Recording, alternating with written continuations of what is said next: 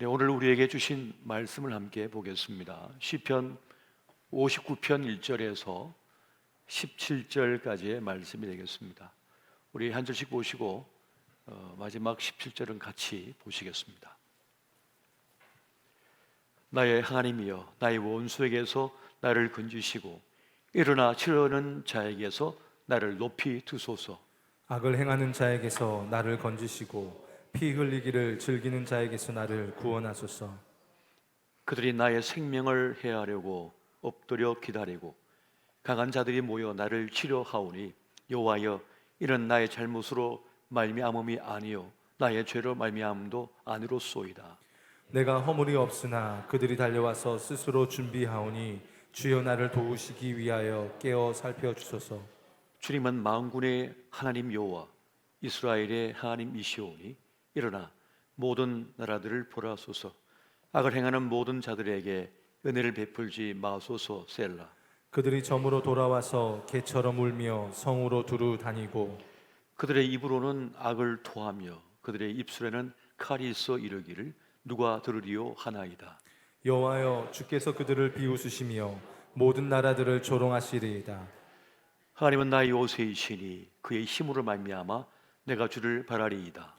나의 하나님이 그의 인자하심으로 나를 영접하시며 하나님이 나의 원수가 보응받는 것을 내가 보게 하시리이다. 그들을 죽이지 마옵소서. 나의 백성이 잊을까 하나이다. 우리 방패 되신 주여, 주의 능력으로 그들을 흩으시고 낮추소서. 그들의 입술의 말은 곧 그들의 입의 죄라. 그들이 말하는 저주와 거짓말로 말미암아 그들이 그 교만 중에서 사로잡히게 하소서. 진노하심으로 소멸하시되 없어지기까지 소멸하사 하나님이 야곱 중에서 다스리심을 땅 끝까지 알게 하소서. 셀라. 그들에게 점으로 돌아와서 개처럼 울며 성으로 두루 다니게 하소서. 그들은 먹을 것을 찾아 유리하다가 배부름을 얻지 못하면 밤을 새우려니와 나는 주의 힘을 노래하며 아침에 주의 인자하심을 높이 부르오리니 주는 나의 요새이시며 나의 환난 날의 피난처이심이이다. 다 같이 나의 힘이시여 내가 주께 찬송하오리니 하나님은 나의 요새이시며 나를 긍휼히 여기시는 하나님이시니이다. 아멘. 오늘은 시편의 노래 59번째 시간으로 내가 무너지지 않는 이유란 제목으로 함께 말씀의 은혜를 나누고자 합니다. 시편 59편은 그 표제어가 사울 왕이 사람을 보내어 다윗을 죽이려고 그 집을 지킨 때라고 이렇게 적혀 있습니다. 사울 왕이 다윗을 향해서 창을 던졌습니다. 창을 던졌지만 피했죠. 너무나 큰 충격 속에서 집으로 대피를 했습니다. 근데 사울 왕이 군사들에게 명을 내립니다. 집을 지키고 있다가 아침이 되면 다윗을 죽이라. 이 사실을 안 미갈은 남편 다윗을 탈출시킵니다. 지금 도망치지 않으면 죽는다고. 그래서 창문을 열고 줄을 내려서 다윗을 피신시키고 그 침대에다가는 우상을 눕혀놓고 거기다가 천을 엮어가지고 마치 사람이 누워있는 것처럼 그렇게 해놓습니다. 아침에 사울 왕의 군사가 다윗을 나오라고 할 때 다윗이 아프다, 내 남편이 아프다라고 이야기를 합니다. 이 말을 들은 사울 왕은 침상째 들고 와라, 그렇게 명을 내리죠. 근데 침대에 누워있는 다윗을 확인해 보니까 다윗이 없는 겁니다. 이제 미갈이 사울 왕에게 끌려가죠. 어떻게 그렇게 했느냐라고 했을 때 미갈은 다윗이 위협함으로 어쩔 수 없이 도망치게 했다고 그렇게 이야기를 합니다. 그래서 위기를 모면합니다. 당시에 사울 왕은 아들도 보이지 않고 딸도 보이지 않는 그런 정신 상태였기 때문입니다. 이것이 사무엘상 19장의 스토리입니다. 바로 그한 때를 배경으로 해서 다윗이 지은 시편이 시편 59편이 되겠습니다. 사울 왕과 그 신하들, 군사들, 그리고 사울 왕의 아들들은 사실은 이 다윗을 보호하고 지키고 사랑해 줘야 하는 사람들이었습니다. 보호하고 돌봐줘야 할 책임이 있음에도 불구하고 그 신의를 저버리고 다윗을 죽이고자 했습니다. 가장 믿고 의지해야 할 관계였는데 하루아침에 돌변해서 다윗은 죽음의 위기 속에 던져지게 된 것입니다. 얼마나 큰 충격이었을까요? 그럼에도 불구하고 다윗은 무너지지가 않았습니다. 참담한 심정이었겠지만은 절망에 빠지지도 않았습니다. 역시 매우 놀라운 점인 것입니다. 그러면 다윗이 정말 대단한 사람이라서, 아주 강력한 사람이라서, 그래서 이 모든 아픔과 슬픔과 위기를 다 겪어내느냐, 그렇게 보는 분들도 계시겠지만 저는 그렇게 보지 않습니다. 사실 우리도 지금까지 살아오면서 무너질 일들이 참 많았습니다. 마음을 깨지고 상황에 어그러지고 사람에게 배신을 당하고 상처 입어서 그냥 무너지고 쓰러질 그런 순간들이 수없이 많았습니다. 그럼에도 불구하고 여전히 우리는 서 있는 것을 봅니다. 하루하루를 살아내고 있는 그 모습을 우리가 경험하고 있습니다. 어떻게 무너지지 않고 지금까지 달려올 수 있었는가? 두 가지로 말씀드릴 수 있을 것 같습니다. 다윗이 무너지지 않은 이유, 우리가 무너지지 않는 이유는 그 첫 번째는 하나님께서 우리와 함께 하셨기 때문입니다. 다윗과 함께 하신 하나님께서 또한 우리와 함께 하심 때문인 것입니다. 다윗은 혼자였습니다. 홀로 있었어요. 홀로 있다는 것은 미약하기 그지없는 것입니다. 그런데 다윗은 홀로 있지 않았습니다. 하나님께서 함께 하셨던 겁니다. 하나님의 임재가 그와 함께 했던 거예요. 그래서 사울 왕이 다윗을 두려워한 이유가 있습니다. 다윗이 어마어마하게 똑똑해서가 아닙니다. 다윗이 강한 권력을 가진 장수였기 때문도 아닙니다. 사울 왕은 하나님께서 다윗과 함께한 것을 보았습니다. 그걸 깨달았던 거예요. 그 수없이 많은 위기 속에서 던져졌는데 다윗이 다 승리를 해버리는 겁니다. 그래서 하나님께서 그와 함께 하심을 사울 왕은 보면서 두려움을 느끼기 시작했습니다. 한순간에 다윗은 모든 걸 잃었죠. 그가 도망자가 되기 전 그런 천부장이었습니다. 막강한 천부장이었어요. 골리앗을 무찌른 민족적 영웅이었습니다. 수많은 백성들이 지지하고 환호하는 그런 사람이었던 것이에요. 그리고 공주 미갈과 결혼해서 사울 왕의 사위가 되었습니다. 이보다 더 탄탄한 배경이 어디 있나요? 이보다 더 완벽한 터전이 어디 있습니까? 그런데 한순간에 무너져 버립니다. 그의 터전이 전혀 예상치 못한 상황이 되었던 것입니다. 그런데 다윗은 무너지지 않은 거예요. 마음도 무너지지 않고 상처 하나 입지 않았습니다. 오늘 시편에서 다윗은 계속하여 하나님이여, 나의 하나님이여, 나의 요새시여, 나의 구원이시여라고 하는, 나의 힘이시여라고 하는 고백을 계속하고 있습니다. 나를 찾아오신 하나님을 다윗은 경험하고 있었던 것입니다. 그래서 하나님을 노래하고 하나님을 고백할 수 있었던 것이죠. 임마누엘의 하나님, 함께 하신 하나님으로 인하여서 다윗은 무너지지 않고 든든히 서 있었습니다. 반면에 모든 것을 가지고도 무너진 사람이 있습니다. 바로 사울 왕이었습니다. 그는 모든 걸 다 가진 사람이었죠. 하지만 모든 것을 가지고도 가장 불행한 사람이 되고 말았습니다. 그 이유는 바로 하나님을 잃어버렸기 때문이었습니다. 그는 불안과 혼돈 속에 빠져들었습니다. 시기와 질투의 영에 빠져들었습니다.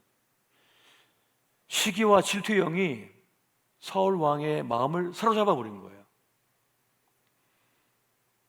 그러면서 자신에게 어쩌면 가장 소중한 사람이라 할 수 있는 다윗을 대적으로 여기면서 시기하고 질투하고 다윗을 증오하게 됩니다.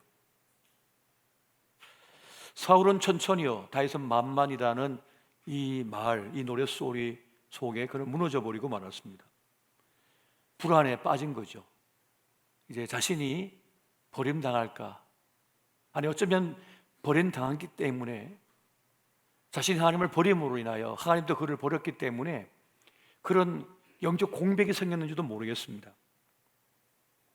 온갖 함정과 공격과 방해와 그 위기 속에서 무너지지 않는 다윗을 보면서 그는 두려워하면서 시기하는 그런 상태에 빠져들고 말았습니다.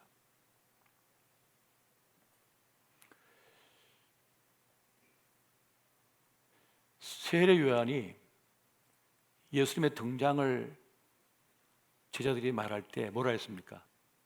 그는 흥하여야 하겠고 나는 쇠하여야 하리라 라고 말을 했습니다.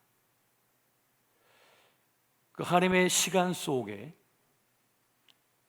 자신의 때가 이제 지나고 예수 그리스도의 때가 옴을 세례 요한은 깨달았던 거죠. 그래서 수용을 합니다. 그런데 사울 왕은 그걸 용납하지 못했습니다.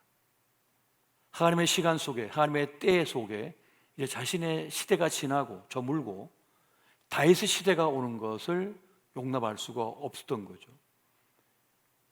그래서 하나님을 대적하는 겁니다. 결국 다윗을 대적한 건 하나님을 대적한 것이죠. 우리는 나의 시간, 나의 순간이 있음을 알아야 됩니다. 그 때를 분별하는 지혜가 가장 중요한 지혜인 거죠.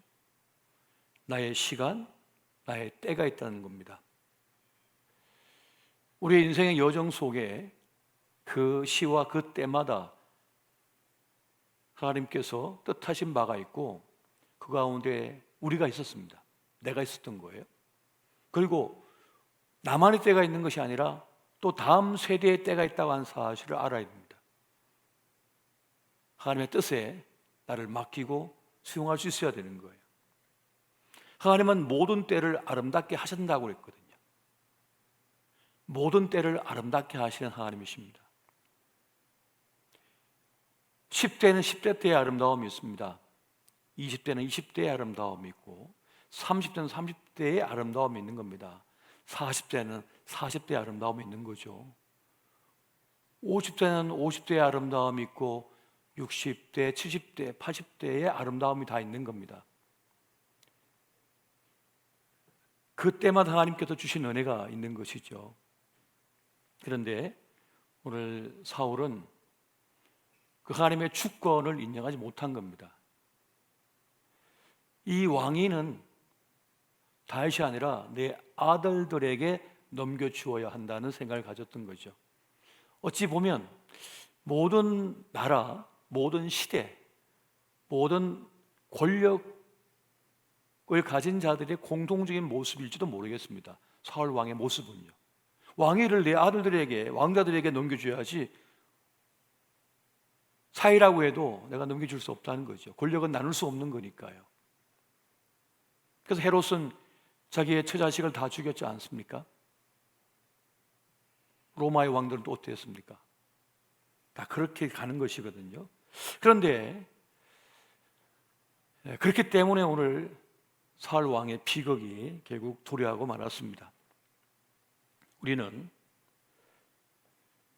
이 시기하는 마음, 질투하는 마음, 그러니까 부러움을 넘어서서 시기와 질투의 마음을 다룰 수가 있어야 됩니다.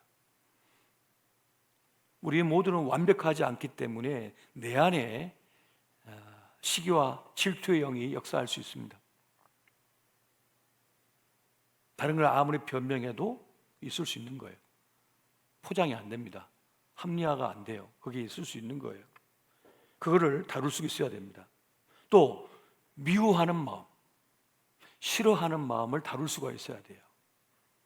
그걸 다루지 못하면 그 악한 영이 우리를 장악해버려서 우리를 끌고 다닙니다. 함부로 말을 하게 만들고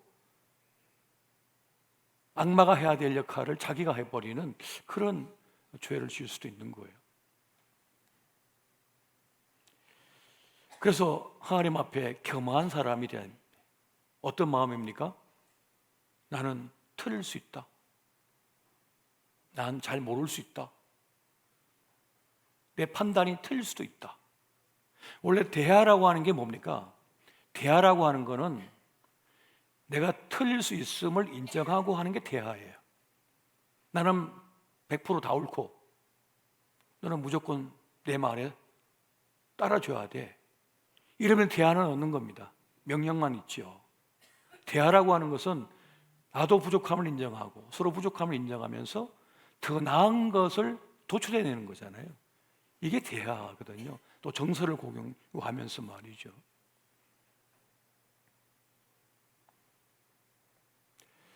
그렇게 사울 왕은 무너지고 말았습니다.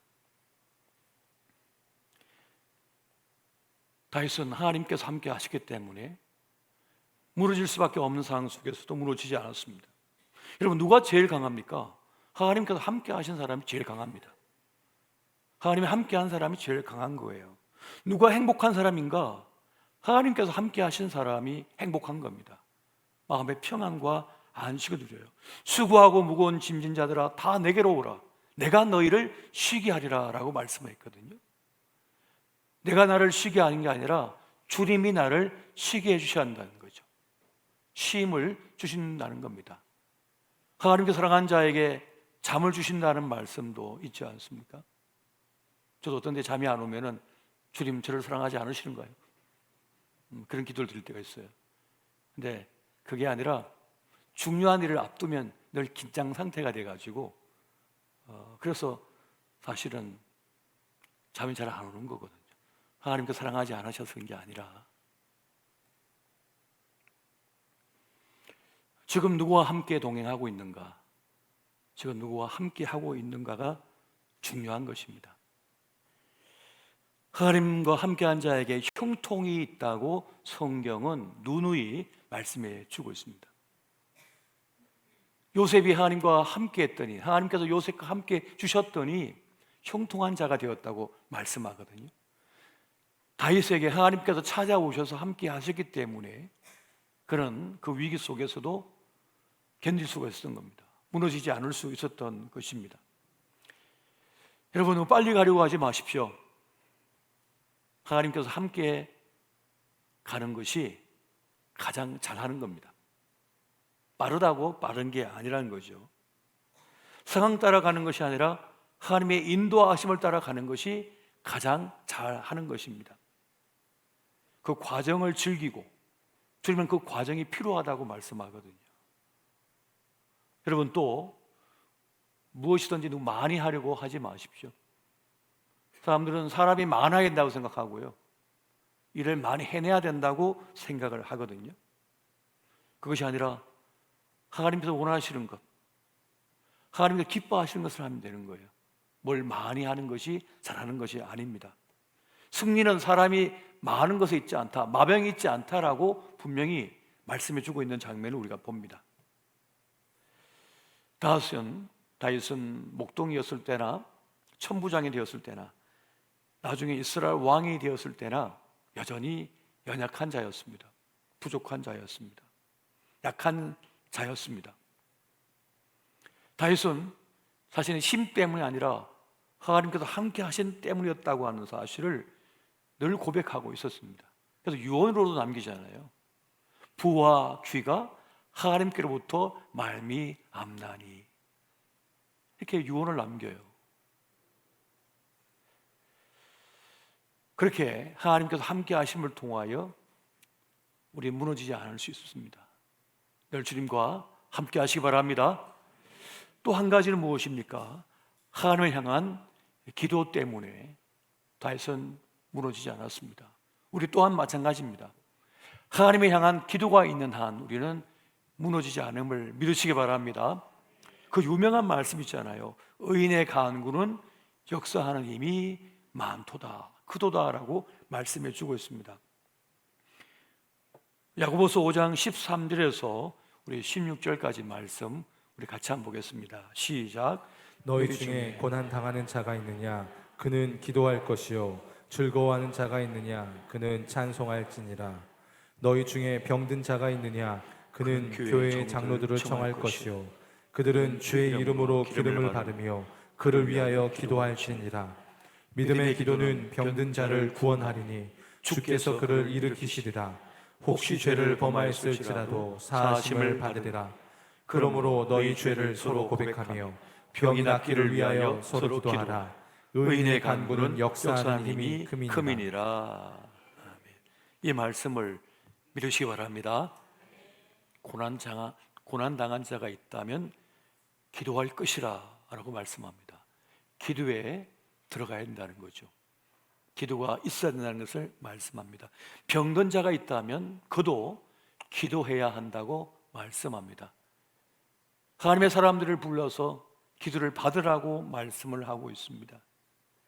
그러면 주께서 그를 일으키시리라라고 말씀하는 이 중요한 대목을 우리가 볼 수 있어야 하겠습니다. 기도할 때 죄를 지었다면 죄를 범하였을지라도 사하심을 받게 할 것이다 라고 말씀해 주고 있습니다.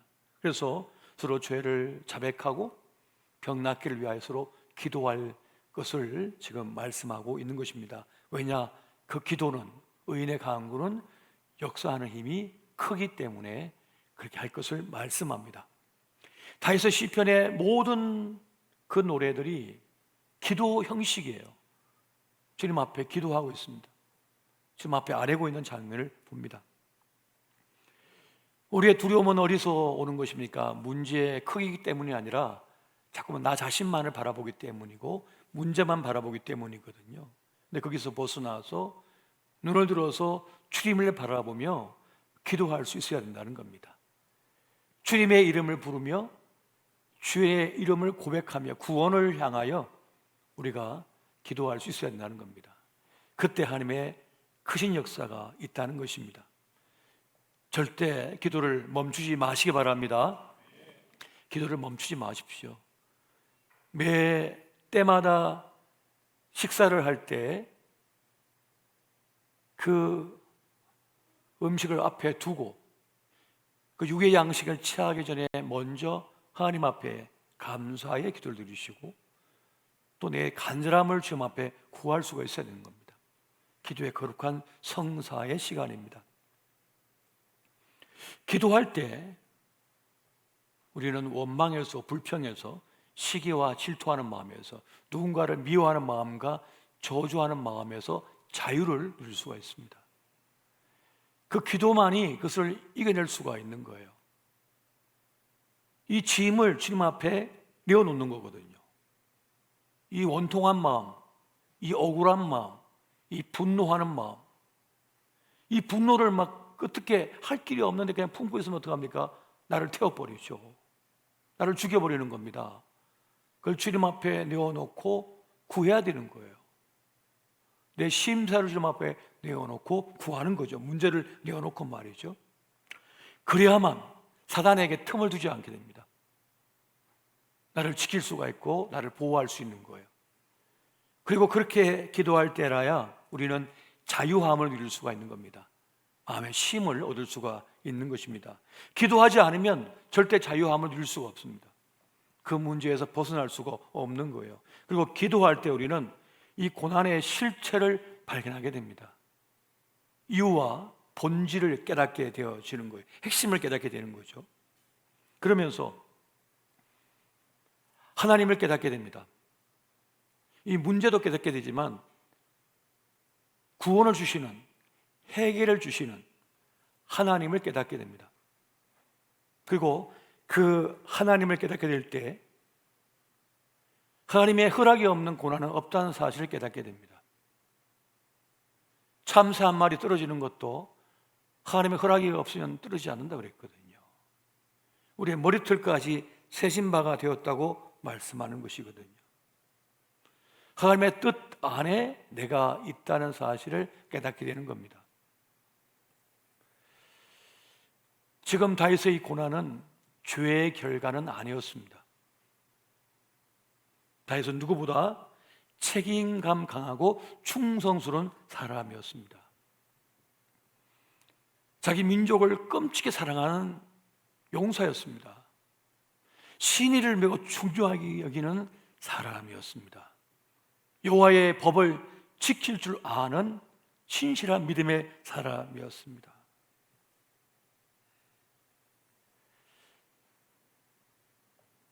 이 고난이 하나님께서 허락하신 고난임을 다윗은 알았던 거예요. 그래서 무너지지 않은 겁니다.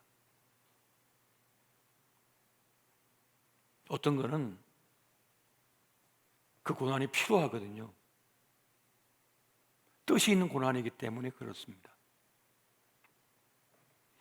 다윗이 이스라엘의 이 신정국가의 왕으로 등극하는 그 과정 속에서는 여러 가지 이유가 있었습니다.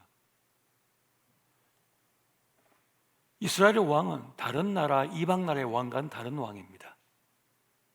다른 나라는 제국주의였지만 이스라엘은 신정국가예요. 하나님을 섬기고 하나님이 왕이셔요. 인간 왕은 하나님의 뜻을 받들어서 통치할 뿐인 겁니다. 자기가 신이 아니에요. 그런데 사울 왕은 신정국가의 왕으로 시작했지만 가면 갈수록 어떻게 됐습니까? 이방 나라의 왕과 똑같은 모습으로 바뀌어져 버렸어요. 그렇게 되어버렸던 거죠. 이것이 문제였습니다. 하나님께서 다윗을 택하여 왕이 되게 하셨죠. 솔로몬을 왕으로 세울 때도 여러 아들들이 있었습니다만 다윗이 말을 합니다. 하나님이 명하시어 너를 택하여 왕이 되게 하셨다라고 말을 합니다. 다윗이 솔로몬에게. 하나님께서 택하신 자가 왕이 되는 겁니다. 이게 신정국가의 모습이거든요. 근데 그러한 나라가 형성되기 위해서는 이런 과정이 필요했던 거예요. 그래서 다윗은 그 고난의 시간을 견뎌내죠. 버텨냅니다. 뜻이 있는 고난이었다는 것입니다. 그것처럼 지금 우리가 당하는 고난도 뜻이 있는 고난이라는 사실을 여러분 명심하시기 바랍니다. 그냥 됩니까? 그냥 되는 것은 하나도 없습니다. 그냥 되어지지 않습니다. 우리의 자녀들 이제 여름 사역을 합니다만 우리의 자녀들이 믿음의 세대가 되기 위해서는요 과정이 필요한 거예요. 뚝딱하고 만들어지지 않습니다. 그 아이들의 시선 속에, 마음 속에, 인생 속에 주님을 만나는 경험이 있어야 되고요. 하나님 말씀으로 훈육받는 그런 시간들이 과정이 반드시 필요한 거예요. 근데 그 과정은 그래서 쉽지가 않은 거죠. 그 여정이 있어야 되는 것입니다. 그리고 우리가 주의 뜻을 행하려 하면, 주의 말씀대로 살려 하면 반드시 고난이 있게 마련입니다. 여러분 마태복음 5장 11절 12절 말씀 우리 같이 한번 보겠습니다. 같이 봅니다. 시작. 나로 말미암아 너희를 욕하고 박해하고 거짓으로 너희를 거슬러 모든 악한 말을 할 때에는 너희에게 복이 있나니 기뻐하고 즐거워하라. 하늘에서 너희의 상이 큼이라. 너희 전에 있던 선지자들도 이같이 박해하였느니라. 아멘. 고난을 받는 것이 하나님의 뜻에서 벗어나기 때문이 아니라 하나님의 뜻 안에서 내가 살아가고자 하기 때문에 고난이 있다는 겁니다. 다윗이 하나님의 기름 부음을 받아서 이스라엘이라는 나라의 왕으로 세워지고자 하니까, 지금 주의 뜻대로 되고자 하니까 이 고난이 있다는 겁니다. 이 역경이 있었다는 것이죠. 우리가 주의 뜻대로 살려 하면, 주의 말씀으로 살고자 하면 우리 가정 안에서도 핍박이 있습니다. 믿음의 시련이 있는 거예요. 그 세상의 세속의 물질 속에서 살아가려 하면 하나님 사람으로 우리 자녀들도 믿음의 시련을 겪습니다. 학교에서나 또래 모임에서나 혹은 직장에서 그리스도인으로 살려 하면 부침이 있는 거예요. 그 세상 사람들과의 생각의 차이로 인하여서 때로는 억울한 누명을 쓰기도 하고 조롱을 받기도 하고 웃음거리가 되기도 하죠. 그런데 그런 과정을 통해서 우리는 단련되어지고 하나님의 사람으로 거듭나게 되는 것입니다. 그리고 사람들이 우습게 생각했다가 그 내면에 탄탄하게 서 있는 믿음의 기둥을 보고 나중에는 머리를 숙이고 들어오죠. 그리고 우리 사회에 좀 괜찮다는 사람, 좀 저명하다는 사람, 사람들이 존경하는 사람들, 사실 대부분 다 크리스찬들이거든요. 한꺼풀 벗겨보면 다 크리스찬들이에요. 말을 안 하고 있을 뿐입니다, 사실은. 국회도 다 마찬가지입니다. 여야를 떠나가지고 좀 두과가 드러낸다 싶은 사람은 다 크리스찬입니다. 나중에 한번 들어가 보세요. 그게 대부분이에요. 다윗은 기도의 사람이었습니다. 다윗은 하나님의 인재를 경험한 사람이었고 주의 인도하심 따라 살아가는 사람이었습니다. 그래서 무너지지 않았습니다. 우리도 마찬가지입니다. 지금까지 무너지지 않고 살아온 이유는 하나님께서 함께 하셨기 때문입니다. 하나님의 임재가 나에게 있었기 때문입니다. 믿으시기 바랍니다. 우리를 덜쳐업고 달려오기도 하시고 우리를 부축해서 오기도 하시고 뒤에서 딱 버티고 서셔가지고 돌보기도 하시고요. 이상한 세력이, 악한 영이 덤벼들 때 주님께서 목을 붙잡아가지고 집어 던져버리는 거죠. 어디에 이를 덤비냐고. 악한 말로 여러분들을 공격하고 험담할 때 그 입을 틀어막아 버리신 거죠, 주님께서. 그래서 지금 우리가 멀쩡하게 있고 우리 자녀들이 멀쩡한 겁니다. 사단이가 얼마나 많이 노리고 공격하는데요. 우리 예수님께서 40일 금식 기도할 때 그 마지막 순간에 찾아와가지고 세 가지 유혹으로 흔들어 놨던 게 사단 아닙니까? 그런데 우리한테 못 덤비겠습니까? 사단이가? 예수님께서 덤볐는데 우리 자녀에게 못 덤비겠습니까? 하나님께서 하나님의 천군천사를 보내어 돌보시고 보호하시고, 엘리사가 하늘을 바라볼 때 게하시가 아무걸 깨닫지 못하니까 주여 게하시의 눈을 열어 보게 하소서 하니까 눈을 딱 뜨게 만들어 보니까 어떡합니까? 하늘의 천군천사가 찌를 듯이 창칼을 들고 준비하고 있는 장면을 보게 만들잖아요. 눈에 보이는 것만 보이는 것이 아니라 보이지 않는 세계가 있다고 하는 사실을 여러분 믿으시고 늘 하나님과 동행하셔서 우리에게 풍부하여 주신 그 아름다운 삶을 복되고 영광스럽게 살아가시기를 예수 이름으로 축원드립니다.